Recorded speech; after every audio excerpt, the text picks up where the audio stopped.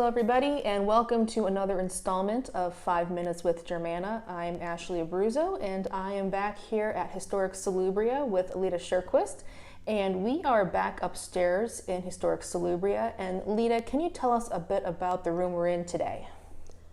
This would be the master bedroom on the second floor. This would be the northwest bedroom, probably the largest bedroom.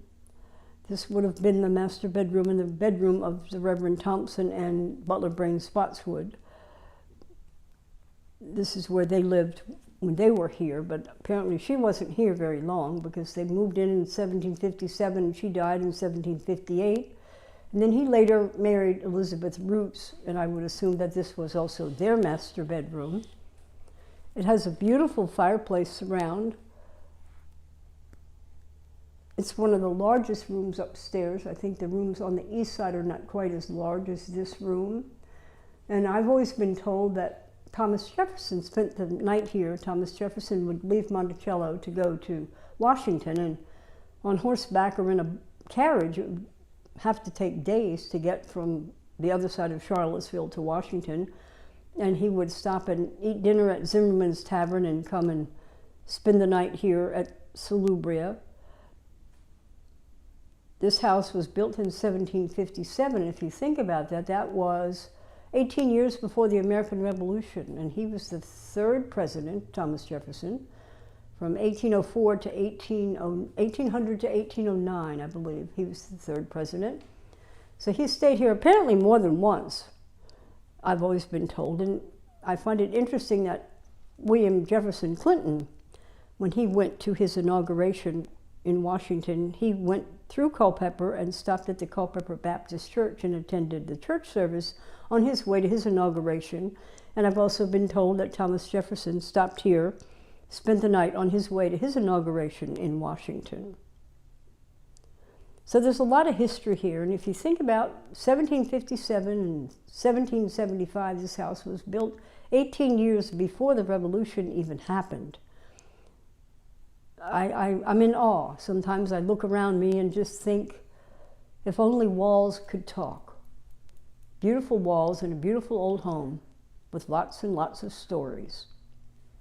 Yes, there's a lot of history in Salubria, and it's amazing that it still stands after so long. And did this room suffer any damage during the earthquake in 2011? It suffered a great deal of damage. The wall that's directly behind me, I don't know if you can see it, there were some very big cracks. I'll never forget standing here talking to the brick mason while he was repairing some of the holes in the wall. I learned more about masonry than I ever wanted to know. But one of the things that I thought was really interesting, I asked him, because there's all kinds of woodwork in this house. There are chair rails and baseboards. And I was always curious because the walls in this house are 18 inches solid brick inside and out. Now, how did they attach the baseboard to the brick? And you can see that periodically they put a piece of wood. They were very smart when they built. They knew what they were doing. They put a piece of wood, I think, about every 6 feet. So when they put the baseboard in, they had something to nail it to.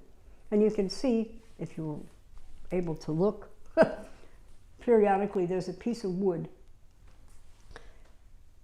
And we do have all the baseboards that are missing in this house in storage someday, maybe someday. But part of the charm of Salubria is the fact that it's in its original state. Most of the old houses in Virginia are prettied up, gussied up, and look very different than Salubria. These, I should have said, andirons in the fireplace. My cousin Gordon said that they were always here, so they are probably original andirons and were put here when this house was built in 1757.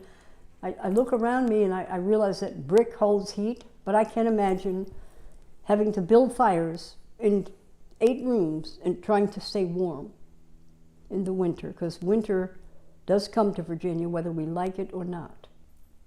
All right, well, thank you, Leta. We will definitely have more tours of the interior of Salubria, and we will look forward to seeing everybody at our next 5 Minutes with Germanna. Thank you, Leta. Thank you.